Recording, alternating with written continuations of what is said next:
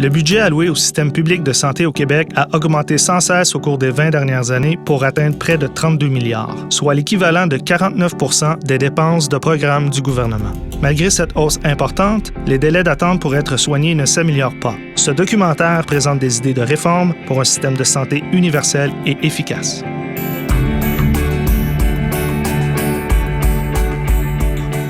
Lorsque j'étais président de l'Association médicale canadienne en 2008-2009, j'ai fait une tournée européenne pour aller voir comment ça se passait dans les autres pays. J'ai fait 5 pays, la France, l'Angleterre, la Belgique, la Hollande et le Danemark. Et j'ai vu 35 organisations et elles m'ont toutes dit la même chose. Changez votre façon de financer les hôpitaux. Changez le financement. Vous avez un financement global, historique. C'est pas comme ça qu'on fonctionne. Et c'est pas comme ça qu'il faut fonctionner. Il faut fonctionner avec un système basé sur le financement à l'activité. C'est-à-dire que vous faites une chirurgie, vous faites un examen et vous recevez un montant pour ça.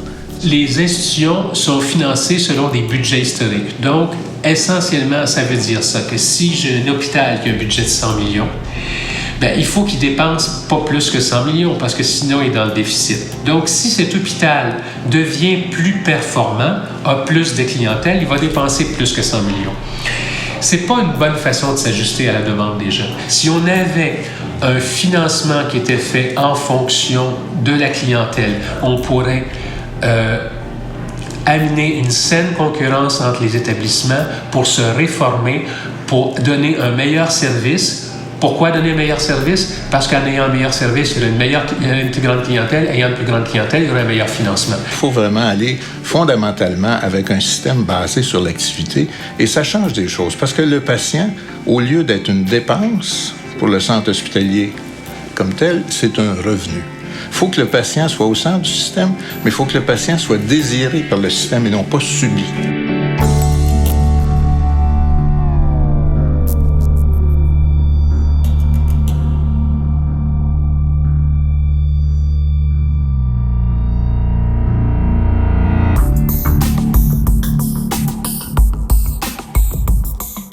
Une assurance privée duplicative, c'est une assurance que des patients pourraient se procurer pour obtenir des soins dans le secteur privé.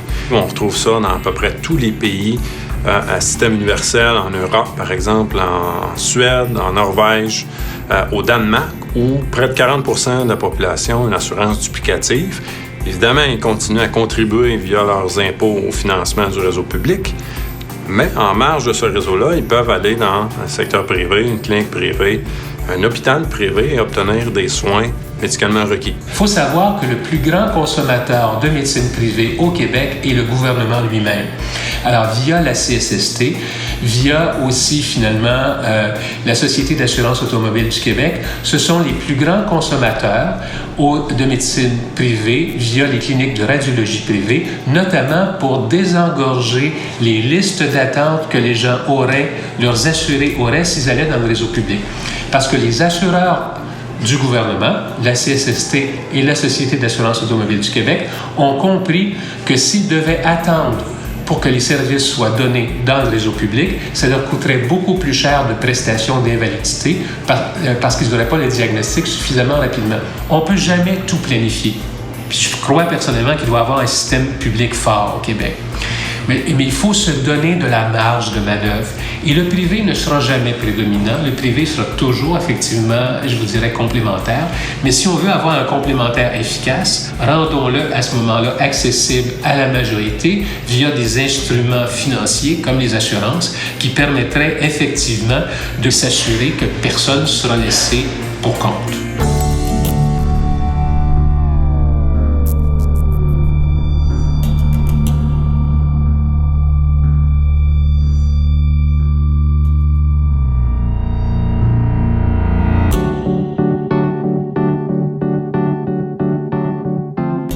Dans l'ensemble des pays de l'OCDE, ce qu'on observe, c'est la possibilité pour les médecins d'œuvrer dans le réseau public et dans le secteur privé, ce qu'on appelle la pratique médicale mixte.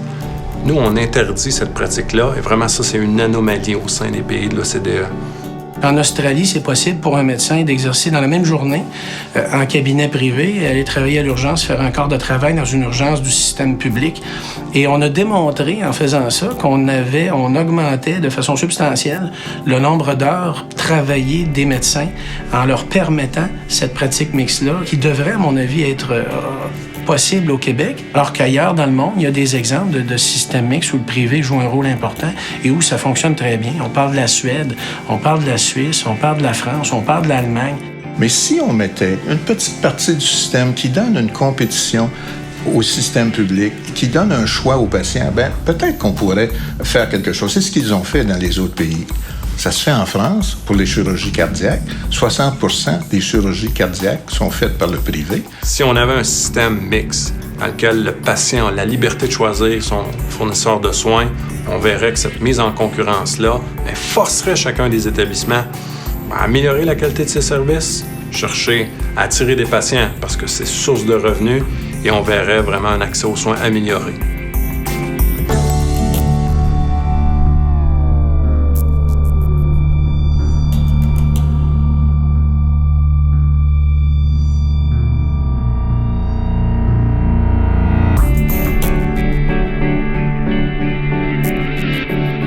Je pense que c'est important que les gens aient le libre choix. Hein? On a le libre choix quand c'est le temps de s'occuper de ses dents. On a accès facilement à des soins dentaires au Québec. Lorsqu'on a besoin de médicaments, vous faites pas la file 20 heures dans une pharmacie pour avoir vos médicaments.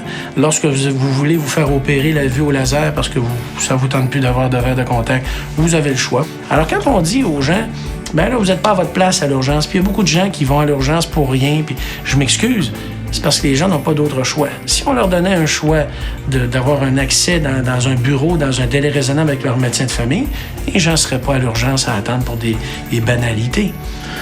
Pourquoi au Canada et au Québec, on est tellement pris avec cette idée-là qu'on ne peut pas avoir de choix dans notre système?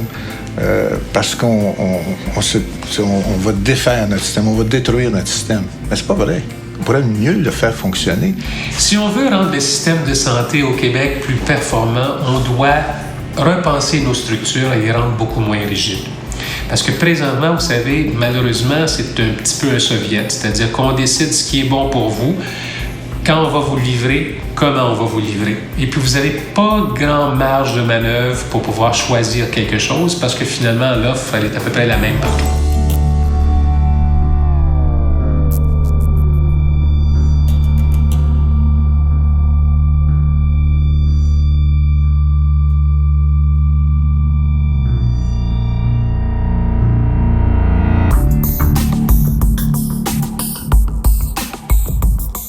Les grands principes qui devraient guider d'éventuelles sérieuses réformes sur le système de santé au Québec, par opposition à des réformes bureaucratiques qu'on a essayées depuis plusieurs années et qui ont constamment échoué, c'est de faire place à l'entrepreneuriat, à la libre concurrence et au choix des patients.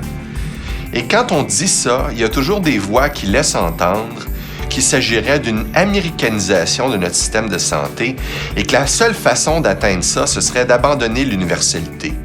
Or, ceci est un grand mensonge, parce que partout à travers les pays occidentaux, et notamment en Europe, on a réussi à trouver cet équilibre entre, d'une part, laisser une place vibrante à l'entreprise privée, tout en maintenant la couverture universelle et même dans certains cas d'avoir des couvertures encore plus généreuses que celles qu'on connaît au Canada actuellement. Les Canadiens en général et en particulier les Québécois sont ouverts à des réformes qui font place à l'entrepreneuriat et à la libre entreprise à l'intérieur du soin de santé, en autant qu'on maintienne l'universalité.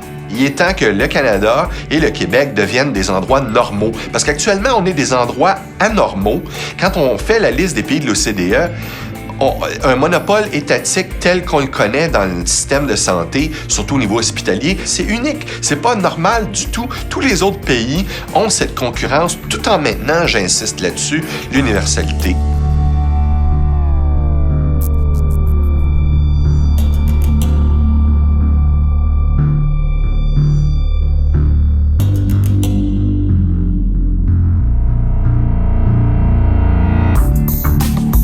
y a aussi une timidité, voire même, si je peux utiliser un grand mot, une certaine lâcheté de la part de la classe politique qui se contente de faire réforme bureaucratique par-dessus réforme bureaucratique, comme on fait depuis 25 à 30 ans, avec très, très peu de résultats.